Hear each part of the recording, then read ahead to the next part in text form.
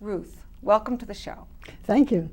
Now, we've been having people watch us as we've been doing this series, and they always ask, so how do we do this? You have to tell us how to do this, which we're going to get to later on in the show. But let's start with a review of the core concepts of metapsychiatry. Some of those wonderful ideas that we've been talking about, Yes. such as PAGL, which stands for peace, assurance, gratitude, and love. And it's a wonderful acronym to understand because it lets us know that we are actually living in harmony with divine reality, that we're in alignment with what really is. Well, what it also does is it says, don't do anything until you're in that alignment, until you're in that experience. Yes. That's the only place from which harmony will flow. That's right. It is harmony, actually. So that leads to the Pagal Principle. The Pagal Principle being a way for us to know whether the choices and decisions we're making in life are actually going to turn out well.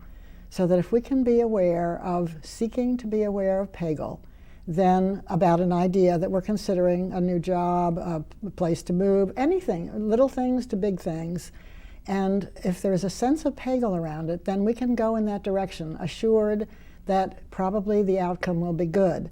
The second half of the Pagal Principle says, by the fruits ye shall know them. So we have to be waiting for the outcome before we're assured that in fact the idea, that was real Pagal around that idea. Well, that's really the sum total of everything right there. If someone understands that and lives that, that's it.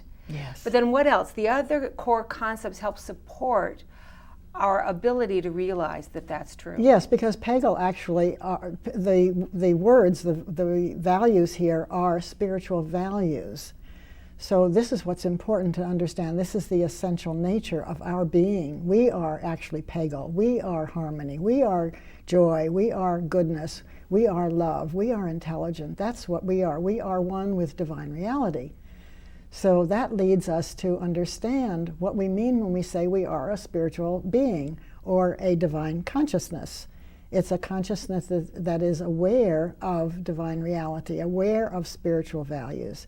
Spirit meaning non-material substance. That the essence of who we are, first and foremost, is non-material. Is non-material. That we are these spiritual qualities playing out, would you say, or living through this physical... Manifesting through us, yes. Or expressing through us, or as being reflected beings. Through us. Yes, because we are still in the body, in that sense that there's flesh and blood here. But that's not the essence of our being. What's important to understand is that we are a consciousness capable of being aware of divine reality, of aware of these spiritual values, which are actually, they're not sensations, they're not feelings, they're not even thoughts. They are realities. And we can become aware of these realities. It's a whole different way of seeing our life. Yes, they have a completely different quality to them. Completely. And we can be aware of it because it's there all the time. It's not that you think about it, it's that you're aware that that's present. Yes, it's moving from being a thought. We can think about it in that sense, but we can't actually know it until we become aware of it. So we can realize that these are actually real. So then what else? What other concepts help us understand this? Well, that leads us to understanding what is the nature of reality and what is our word for it. And of course, it's often referred to as God. And Metapsychiatry sheds some new light on it by introducing the idea of Omniactive love intelligence, which we spoke about in one of the programs. Omniactive love intelligence or love and intelligence are the primary attributes of reality, along with the other values that we have talked about. So what is love? We defined it as non-personal, non-conditional benevolence, which is different from human love, so it's non-dual. And it's that this love intelligence actually has what would you call it, an implanted intentionality, a natural, what would you refer to? A built-in intentionality. A built-in intentionality. To be revealed. Yes. And it's through mankind that it is revealed. And so this intentionality, that is the force, what we would call the force of God, the force of love intelligence, acting through our consciousness through these divine qualities. Yes, yes. And intelligence too. So we define that as well as the ability to receive and to utilize and to communicate ideas in a clear and concise way. So love intelligence seems to be the most important thing for us to understand about what God is. So we can say that God is this, whatever word we want to use for it, because we appreciate all the words, because each one of them points to some aspect of reality. One of these divine qualities. Yes, or speaking of divine mind, or the higher power, or the higher mind of our minds. There are lots of different words that people use to describe it. But the most important thing is to realize that it is the source of these spiritual values, spiritual qualities, and inspired ideas. And that leads us right into then what's the purpose of our life? Yes. And what is that? To be a beneficial presence, right? Yes. To be the presence through which this divine mind, this divine love intelligence manifests. Yes, is revealed into the world. Yes. So it's a benevolent consciousness, isn't it? Non-dual benevolent consciousness. You know, when you get it, it really makes it easy because there's a kind of letting go that happens and life then flows. But there's also something about it that seems so hard. Well, it's difficult because we don't see spiritual values with our physical eyes. You see, it's beyond our physical eyes. We could say we see it with the transcendent observer. That's one word for it. People speak of the third eye or the spiritual eye. These are all different words to describe what it is in us that has that ability. And it's a marvelous thing that we seem to have this ability to understand things beyond what we can see and hear with our senses. So is there more concepts that would be important to summarize now? Yes, actually, the idea about thoughts, which we spoke about, the thoughts affect everything, and thoughts are the basic stuff of life. And our thoughts can either bring about a beneficial outcome or they can be harmful to people. So we want to be very careful of our thoughts. And so our thoughts are either in alignment, they're in harmony with this divine quality of life that we are manifesting, or they're in disharmony with that, right? Yes, yes. And then, of course, if they are in disharmony, then we need to heal them. Yes. So that leads to the two intelligent questions, which we spoke about as the two a very unique method of healing that metapsychiatry offers. The first intelligent question being, what is the meaning of what seems to be, which refers to the thought that is manifesting itself in a particular experience. We said that those thoughts manifest first as ideas and concepts, and then as images, and then in the form of behavior and our emotions and moods, and then in the form of physical symptoms, which is difficult for people to grasp at first, but it's also very liberating and healing if we can understand it, or as we come to understand it, and then as our experiences. So it manifests in many different ways. And it goes all the way through from something completely non-material into actually what happens in our life. Well, that's right. And all the way through. That's right. And so the second intelligent question is the application of that substance, that non-material substance, which is the healing aspect. So we always go from the first intelligent question to the second intelligent question, because the healing comes when we understand the answer to the second intelligent question. So understanding our thought and how important that is, then what else? Yes. Well, understanding that our thoughts come from our values and our perceptions. So we gave two roadmaps, actually, in the shows for values, so that we can understand exactly where we are in our unfolding life, exactly where we are going. It's very clear we're all going in the direction of spiritual values and away from the worldly values, which we don't, of course, criticize. We're just saying that they're dualistic, and we would like to move toward more toward the non-dual good in order to ensure a good outcome in our lives, and that we are beneficial presences. And then the other roadmap is the 7 levels of seeing, which gives us an understanding that we can move way beyond the first 2 levels, where we're just looking at life through our preconceived notions, all our beliefs, all our opinions, all our expectations, our judgments, all of those normal human things. We have so much more available to us.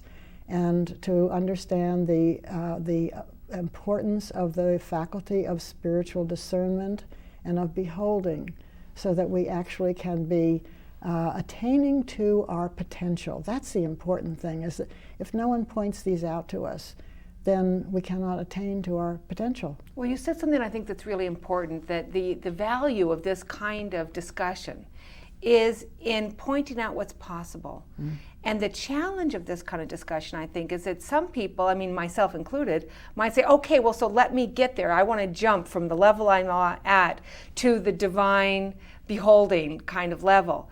But that's not it at all. You know, we all want to do it, but there's no doing that can happen here. And this is something we need to understand, right? And so that the most important thing to begin this journey is that we become interested, that this excites us in a way, that this is interesting to us, that our eyes light up when we hear this information. You're right. And so that leads to what the process is of coming to know. And it involves several things. It involves the study, which is what you've just articulated. We have to be introduced to the knowledge first and to become interested in it. And then we also need to learn about prayer and then meditation. So it's a combination of those things, and they're ongoing all the time. There's never a time when we cease to study, and there's never a time when we cease not to pray or to meditate. But it builds gradually over the years as we study.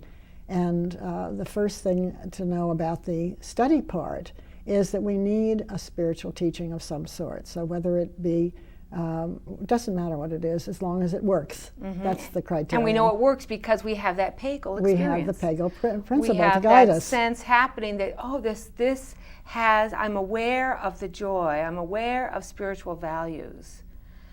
In the presence, I'm in the presence of spiritual values as I'm approaching this. That's how we know that this is good. That's right. That's right. So then, after the study, along with the study is prayer. So we would like to understand what prayer is. Prayer is I think, a very confusing word to many people. We've all grown up with certain ideas about it. Metapsychiatry defines it in a very different way. It says it's an endeavor to become aware of our at-one-ment with divine reality, our at-one-ment with God. It's so peaceful, it's so beautiful. Yes, to see it's an endeavor, not something you do, not something you have to practice only in a church or a temple or, sacred building, but it's something that we take with us all the time. It's an endeavor. It's a practice, in a way, of recognizing what really is. Yes. And recognizing who we really are. Continually, as much as possible. Because again, when we're recognizing who we really are, then we're living in harmony with divine reality, and everything works well in our lives. So does prayer, then, do we need that kind of quiet space, or do we need, what happens?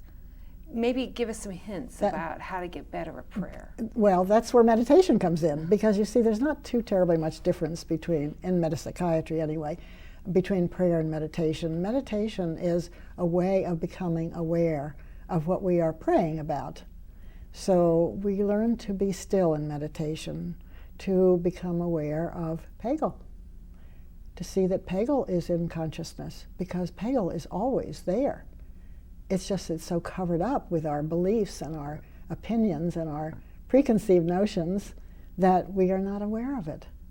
So it's inherent in all of us.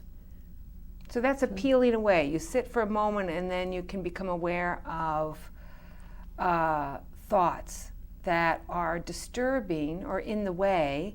Yes. They're like layers of things that we're thinking about that interfere with our ability to recognize what really is. Yes. So help us with that. So let's say I'm sitting down to meditate, okay? So then what happens? So then I'm sitting down and I'm being quiet. It says, I'm endeavoring to remember what really is and to experience Pagal. But there's this disturbing thought that's right there. There's this thing, I'm still upset at something someone said to me the other day. I'm angry at them, or I'm upset, I feel hurt by it. So then what? Then it's a good idea to have some truth available to you that you can focus your attention on. So for example, you could say, God is love intelligence. Let me be aware of what love intelligence really is. Let me be aware of that power and presence in my life. So you would contemplate that idea And that would keep that restless mind from becoming too disturbed. So that would be a way in which we can practice meditation.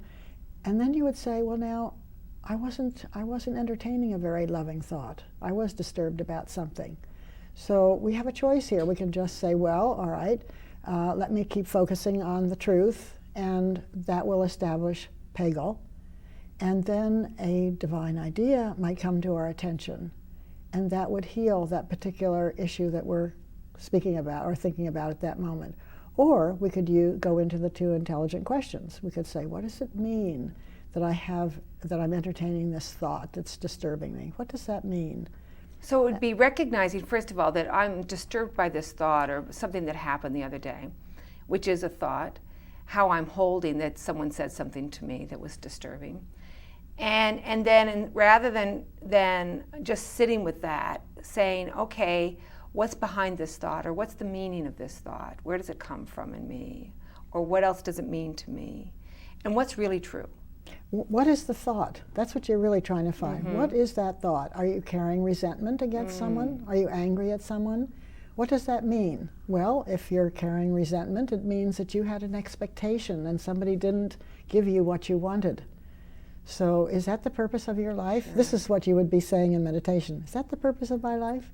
Yes, or I might be feeling like I disappointed them, and now they're not going to love me anymore, or some thought like that, yes, right? Yes. So I understand, I uncover that, I just sit with that and watch all of those realizations come to the surface. The awareness of those thoughts coming to your attention. Okay. So that you really can see what you actually are thinking, because we deceive ourselves all the time. Yes. We pretend that we're not thinking these things. And this is, meditation gives us the way in which to actually confront what we're really thinking and to move beyond it, to transcend it. And then we apply the second intelligent question, and what really is, and then we find the spiritual counterfact to it. So that's another use that meditation has, especially for students of metapsychiatry. We appreciate this unique method of healing called the two intelligent questions, because it does enable healing to take place. And it's true that once I recognize what I'm really thinking, all of a sudden there's some divine inspiration, or there's a new approach that has opened to the whole situation. Yes, something amazing happens, isn't it? It really does. Just by being still. By being still and by being interested, we become receptive. So that ideas from the divine mind, which is the mind of our mind, right, they come to us. So we don't try to solve anything. We don't try to fix anything. We don't try to fix problems. We don't try to think of the answer. We just let divine mind bring it to us. And that reminds us and adds explanation to that phrase of Dr. Horace, which is all problems are psychological and all solutions are spiritual. I mean, you really just outlined exactly what that process is. What a wonderful principle to understand, because it does say there is a way out of suffering. There is a way out of the pain that I'm experiencing. If we understand that the solutions are always spiritual. Right, and I think Einstein said something similar when he said you can never solve a problem at the same level at which it was created. Yes. Meaning that we have to go to another level of understanding before anything can be solved. The ego cannot solve a problem the ego has created. That's right, because it just kind of sticks us right there. Yes, it doesn't know the answer. It doesn't know it. Because the answers come from a spiritual perspective. So it sounds like what you're saying is that prayer is really the state of being aware of who we really are and what really is real. Yes. And meditation is a way to get there, is a way to practice that. Mm-hmm. Is there anything more you want to say about that part of our how-to? That isn't a how-to? That isn't a how-to, the how-to that isn't a how-to. It's a beautiful practice, and we need to cultivate awareness of it and interest in it in order to ensure that our lives proceed in a very beneficial way. Because that's what everybody wants. We all want to be happy. We all want to have our lives work out well. And we don't realize that this is the way to do that. And unless you take the time, you will never come to know, well, I can't say never, who am I to say that? But this is the way to find God. This is the way to know it as a direct personal experience in your life, or a direct realization in your life. Well, that's what's so wonderful about it, I think, that what you're really saying is that if we can sit quietly for a few moments every day with the thought, with the recognition that the truth will be revealed to us. If we create a environment within ourselves that can receive it. Yes, because it's already there, and all we have to learn to do is to let it. Let it and allow the awareness to take over. Yes, allow the awareness to grow more and more every day, so that the more we understand, the more, that is to say, of what reality really is, the more we are transformed. And the more we are transformed, the more we understand. And life just keeps getting better and better. As Dr. Hoare used to say, it goes from good to better. And I had the experience the other day. I was just driving home from the grocery store, and I just recognized I was sort of spiraling into this depression, like, oh, my life's not so good. What's going on? It's sort of complaining thing. And I caught myself, says, wait, what are you thinking? What are you thinking? What's the thought? And I recognized what was happening was just a thought I was having. It wasn't reality. And I could immediately let the thought just vanish as I became aware of what was really true. Yeah. So something that simple, that tool, if you can call it that, or that awareness, was so healing just in that moment. Isn't it amazing how It it is. works if we can become aware? That's the whole key, isn't it? To see ourselves as awarenesses rather than thinkers. Yes. Because the thinker gets in the way of awareness. And would start to grind, oh, what's wrong? What do I have to do to fix it? And I could really spiral myself down into a cruddy day.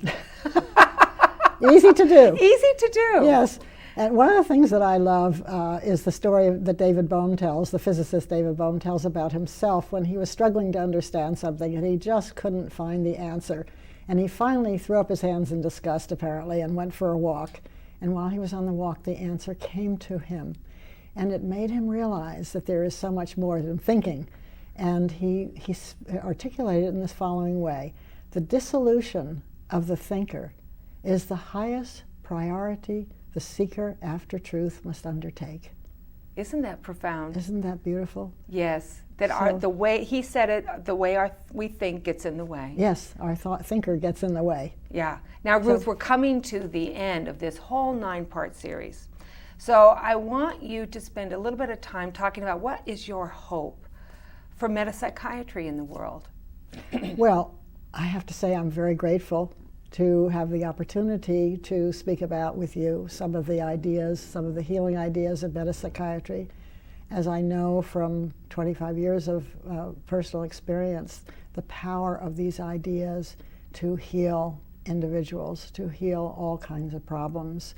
I see it on a daily basis, the healing of anger, the healing of anxiety and fear, the healing of grief and loneliness and depression, the healing of all kinds of physical symptoms and illnesses, headaches, migraines, backaches, chronic pain, colds, the flu.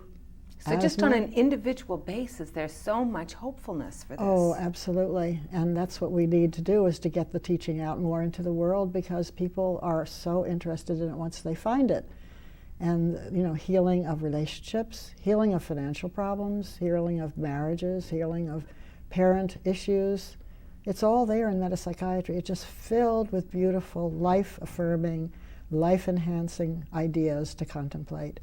And then what does it do for the community? What else is your hope for the broader world? Well, the more individuals are transformed by a spiritual teaching, of course, the better the world becomes. So it's not the other way around. Rather than trying to fix the world, what we need to do is fix ourselves, or be fixed by God. And that's what we're hoping for. And metapsychiatry gives us a new and refreshing worldview, which enables us to understand what God really is. It makes God more accessible, so that we can see there really is a power and a presence of love and intelligence that is working in our lives and affairs, and we're looking around for it and seeing it everywhere. That's the joy of living. So we come to that wonderful place where we say, like one of the psalmists, it's not coming to my mind right now, but gratitude, Dr. Hoare often said, is what we really need to cultivate.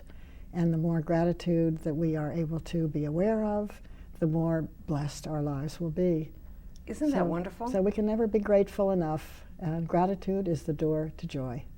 Well, one of the things I wanted to remark about is that what I love about metapsychiatry is that it's not so much having to believe something that you don't realize right off, that you have to sort of trust in something.